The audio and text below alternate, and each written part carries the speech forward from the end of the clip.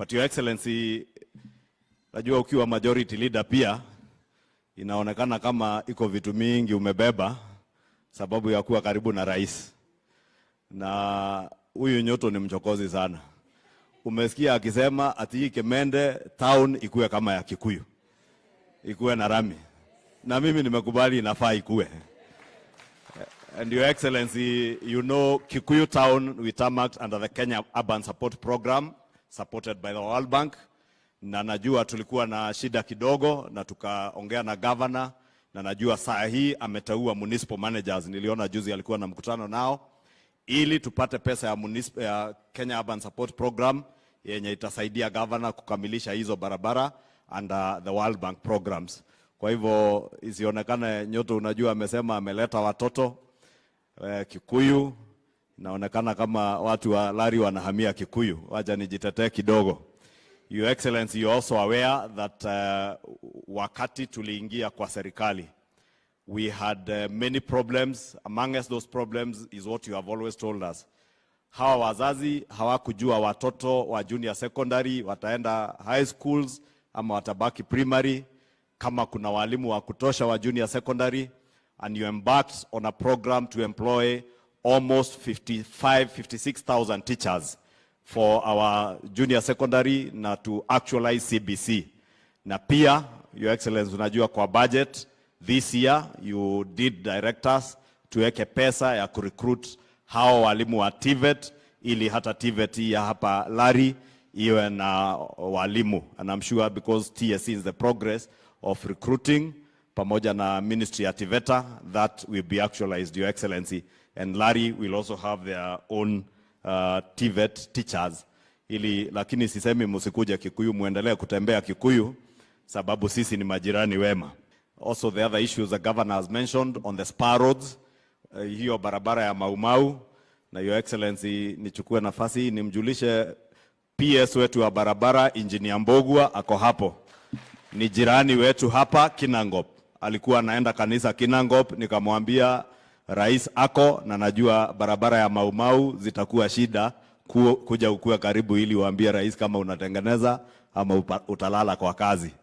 Na najua Mheshimiwa Rais on Wednesday I can report because Mheshimiwa Kahangara tulikuwa na yeye kwa ofisi yangu together with the Minister for Roads Kipchumba Murkomen akisukuma mambo ya completion ya Maumau roads na the collector or connector roads, hizo governor anasema, and the collector roads. And the CS did assure us that as the Maumau roads Lot C is being finalized, I think by China Wuyi, together with the highway, they will also consider a number of spur roads za kushikanisha hiyo Maumau road. Your Excellency, sitaki kusema mengi zaidi ya hayo mambo ya maendeleo sababu mhubiri wetu nilimsikiza na iko jambo mahali alituambia, angalia neighbor umwambie you are the Joseph in your family. Na najua nyinyi wote simuliambia your neighbor. Sasa mimi unajua neighbor yangu alikuwa rais. Sasa nikashindwa nimwambie you are the Joseph in your family na ni rais wa Kenya. So nikamwambia wewe my neighbor, you are the Joseph in Kenya. And besides being Joseph in your family, Your Excellency, you know you are truly our Joseph in Kenya. The other profound thing that Madam Masinde Rito, who was our preacher today, has said is that we must embrace the pain of what? Discipline. Naona Rais alikuwa attentive. That we ought to embrace the pain of discipline. Na ni hivyo our women rep alikuwa anatuambia hata watoto wetu tukiwalea, we must teach them and mold them and model them to be able to embrace the pain of discipline. Your Excellency, I reflected on where you are as a Joseph of our country and how much pain we have to bear. The pain of discipline and the pain of fiscal discipline, the pain of economic management with discipline.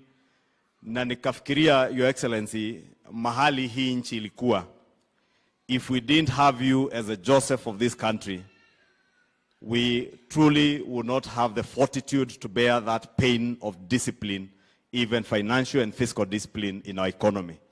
But I am glad, Your Excellency, mahali tumefika, kuvumilia kwetu, hata mambo yakiwa mazito na uchumi ukiwa mzito kwetu, Mungu ametujalia. Na very soon, Your Excellency, najua this economy will be taking off. At least now we can't say our economy is in the doldrums that it was in. You found and inherited an economy that was in the doldrums or in a deep, bottomless pit. You have been able to fill up that pit. At least now we have some light at the end of the tunnel. We can see where we are going. And I want to encourage you, Your Excellency. Usishtuke watu wakisema mambo mengi. Walisema lazima tufanye maandamano, bei ya unga ishuke. Ukatuambia bei ya unga haiwezi shuka kwa maandamano, itashuka tukienda shambani. Ukatupea fertilizer. Unga bei imeshuka saa hii. Sasa nasikia hawaongei mambo ya unga tena. Wamenyamaza, ya unga wameacha kuongea. Sasa jana nimesikia wakisema ati mafuta, ati lazima mafuta ishuke na 45 shillings. Sasa nikajiuliza, huyu mzee kweli, hata kama ni yeye wa kufanya hesabu, 45 shillings alihesabu na economics gani? Sababu bei ya mafuta ni mpango and the forces of demand and supply ya uchumi. Kwa hivyo, Your Excellency, I know you have put measures to address all the issues to do with the cost of living, and that is why, as our MCA said, in the National Dialogue team, and Your Excellency, I can confirm to you, we did table the report in the National Assembly on Thursday, myself together with the leader of minority, and it will be ready for debate when the House resumes. Na tulisema kwa hiyo report ile mambo yote inafaa kufanywa, including and up to hiyo mambo ya ward fund. Na najua governors walifanya mapendekezo yao, the County Assemblies Forum pia walileta mapendekezo yao on the county ward funds, and it is important and we support that all our wards lazima wakuwe na pesa zao. Ili hawa MCAs wamechaguliwa kama viongozi, kama wabunge na kama governor na senators, wawe na pesa ambayo wanaweza pangia maendeleo in their wards together with their people. And we will support that.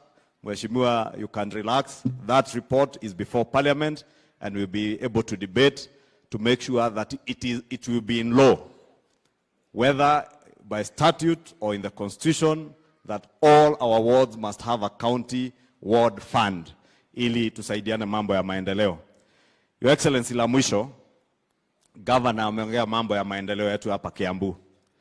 And you know you did instruct us through the Deputy President to sit together as Kiambu leaders, which we did, and we made certain concessions for the sake and benefit of the people of Kiambu. And we said we do not want to hear squabbles. Hatutaki kusikia MCAs wanapigana na governor ama governor anapigana na MCAs. Sisi kama wabunge hatutaki kupigana na governor, tuko na kazi yetu na yeye ako na yake.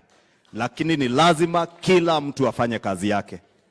Na pia tukakubaliana mambo ya leadership ya chama cha UDA, being our majority party, that we must respect the will of the party, and we agreed that the cases that will be in court, Your Excellency, would be withdrawn. I know that did not happen, but we are in discussions and we shall be discussing with the governor and the Deputy President, as you did direct, so that we settle those things. These MCAs wa Kiambu waweze kuwa na kazi yenye wanafanya yao, wa support governor na yeye awasupport wote bila kubagua mtu hata mmoja. We want our governor to be the unifying factor of all our MCAs, not to divide any one of them, not to direct development in any way that is not fair, so that we all work together as the people of Kiambu, vile Rais umetufunza. And I want to assure you that even as we discuss in the course of this Christmas break, we shall be meeting with all these county leaders ili tupange hata mipango yetu ile ya chama in preparation of our party elections next year. Sitaki kusema mengi zaidi ya hayo. With tremendous respect, I have the singular honor now, Your Excellency, to welcome the President of the Republic